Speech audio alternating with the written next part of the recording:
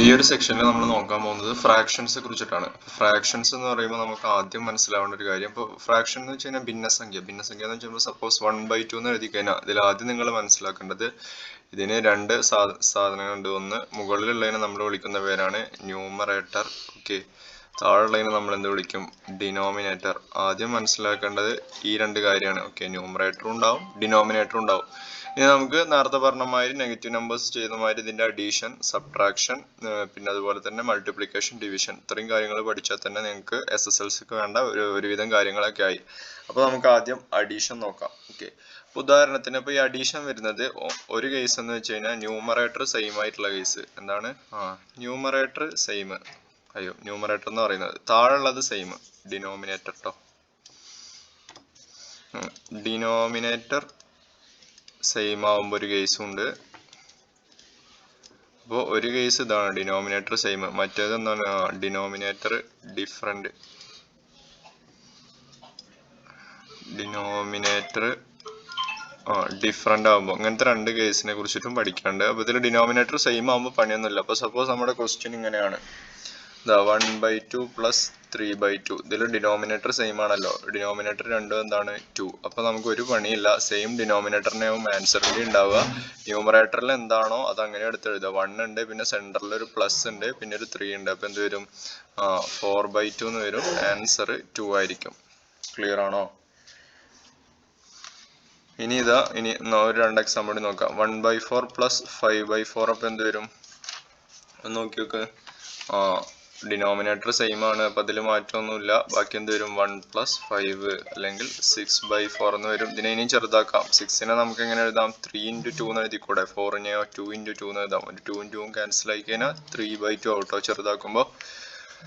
Okay, ഇപ്പോൾ ഇനി നമുക്ക് സബ്ട്രാക്ട് ചെയ്യാനുള്ളത് നോക്കിയാലോ. സബ്ട്രാക്ട് ചെയ്യാനും തന്നെ ഡിനോമിനേറ്റർ സെയിം ആകുമ്പോൾ പിന്നെ അതിൽ ഡൗട്ട് വരാനൊന്നുമില്ല. സപ്പോസ് 5/3 മൈനസ് 2/3 ആണെങ്കിൽ എന്താണ്?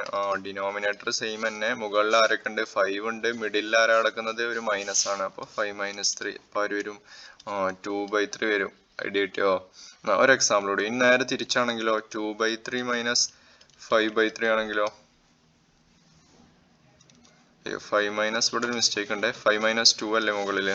അപ്പോൾ 5 - 2 ഇവിടെ ആര് വരും? 3/3 എന്നാണല്ലേ വരിക. പറഞ്ഞ മാറിപ്പോയതാണ്. 3/3 എന്ന് വെച്ചാൽ എത്രയാണ്? 1. ഇതെന്ത് വരും? 2 - 5/3 എന്ന് വരും.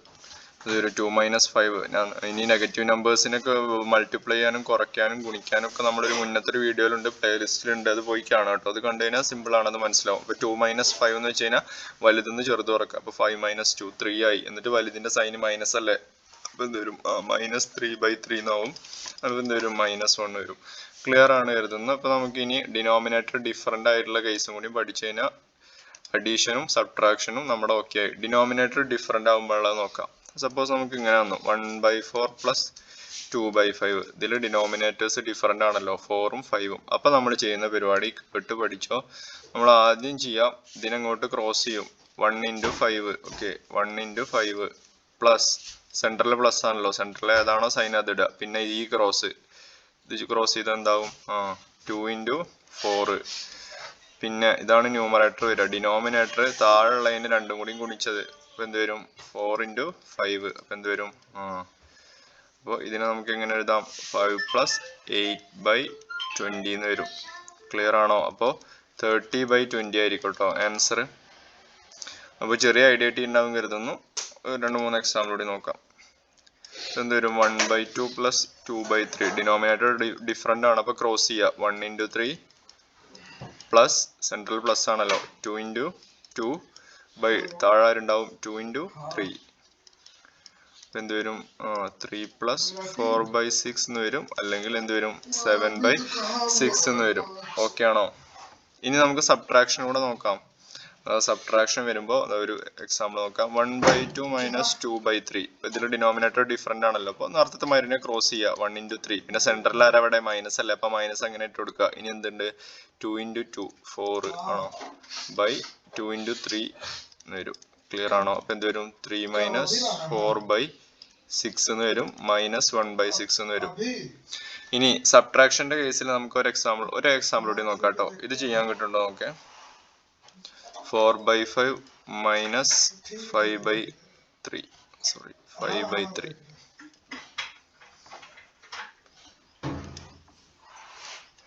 അപ്പം എന്ത് വരും?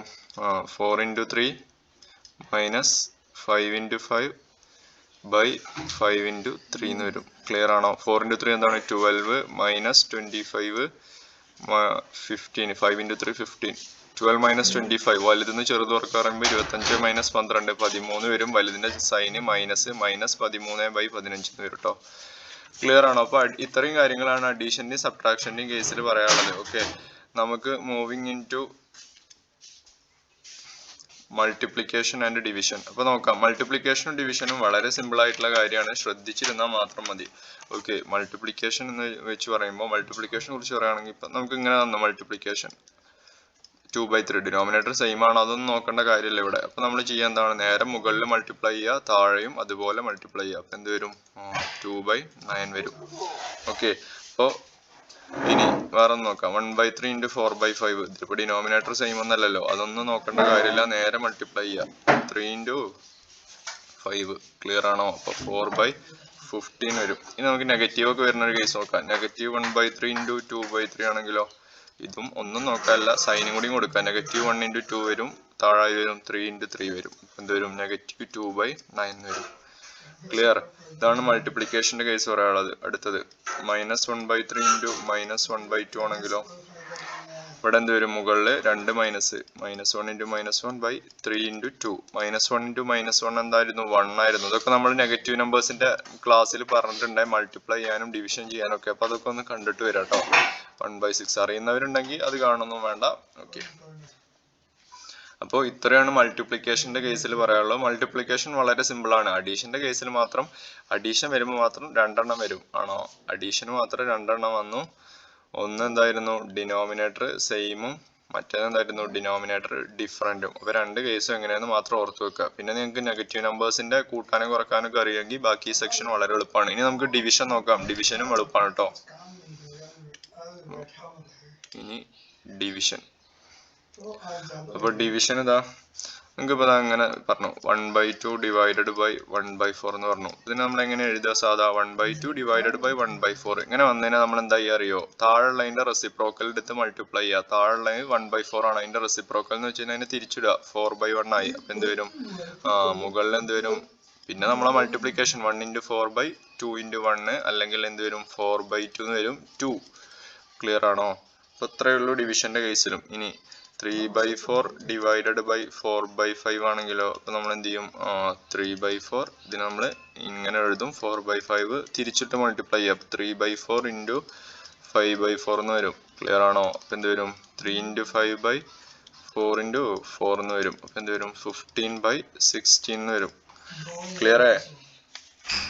ഇനി അടുത്തൊരു നെഗറ്റീവ് വരുന്നത് നോക്കാം. നെഗറ്റീവ് 1/2 divided by ഒരു 5/2 ആണെങ്കിലോ അപ്പൊ നമ്മൾ എങ്ങനെ ചെയ്യും? ഇതിന് നമുക്ക് ഇങ്ങനെ എഴുതാം. നെഗറ്റീവ് 1/2 divided by 5/2 എന്ന് എഴുതാം. പിന്നെ തിരിച്ചിട്ട് മൾട്ടിപ്ലൈ ചെയ്യാം. നെഗറ്റീവ് 1/2 into 2/5 എന്ന് വരും. 2ഉം ക്യാൻസൽ ആയി ബാക്കി ഉണ്ടാവും നെഗറ്റീവ് 1/5 ഉണ്ടാവും. ക്ലിയർ ആണോ? അവിടെ 2ഉം 2ഉം ക്യാൻസൽ ആവും, ന്യൂമറേറ്ററിലും ഡിനോമിനേറ്ററിലും അല്ലേ. അപ്പൊ ഇത്രയും കാര്യങ്ങൾ ക്ലിയർ ആണ് കരുതുന്നു. ഒന്നും കൂടി നോക്കാവേ. ഒരു 2/3 into 5/3 ഡിവൈഡ് ചെയ്യാനാണ് നോക്കുന്നത് അല്ലേ. അപ്പൊ നമുക്ക് എന്ത് വരും? 2/3 divided by 5/3 എന്ന് വെച്ച് കഴിഞ്ഞാൽ എന്ത് വരും? 2/3 into 3 സ്റ്റെപ്പായിട്ട് തന്നെ എഴുതിക്കും, ഇനി തെറ്റിക്കണ്ട. 2/3 divided by 5/3. അപ്പൊ നമ്മൾ എന്ത് ചെയ്യും? 2/3 into 3/5 എന്ന് വരും. ക്ലിയർ ആണോ? റെസിപ്രോക്കൽ മൾട്ടിപ്ലൈ ചെയ്യുമ്പോൾ 3ഉം 3ഉം ക്യാൻസൽ ആയി ആൻസർ എന്തുണ്ടാവും? 2/5. ഇത്രയാണ് ഡിവിഷൻ. എല്ലാ ഫ്രാക്ഷന്റെ ഒരുവിധം എല്ലാ കാര്യങ്ങളും നമ്മൾ പറഞ്ഞിട്ടുണ്ട്. അപ്പൊ ഇത്രയും കാര്യങ്ങളെങ്കിലും മിനിമം നമ്മൾ 10ാം ക്ലാസ്സിലേക്ക് കയറുമ്പോൾ മനസ്സിലാക്കിയിരിക്കണം. അപ്പൊ കൂടുതൽ വീഡിയോസിനായി ചാനൽ സബ്സ്ക്രൈബ് ചെയ്യുക. ക്ലാസ് ഇഷ്ടമായെങ്കിൽ ഫ്രണ്ട്സിനൊക്കെ ഷെയർ ചെയ്യുക, സപ്പോർട്ട് ചെയ്യുക. ഓക്കെ, എനിവേ നമ്മൾ ഈ പ്ലേലിസ്റ്റിൽ ഇനി ബേസിക് കാര്യങ്ങൾ കൂടുതൽ ആഡ് ചെയ്യുന്നതായിരിക്കും. അപ്പോൾ വെയിറ്റ് ചെയ്യുക. ഓക്കെ.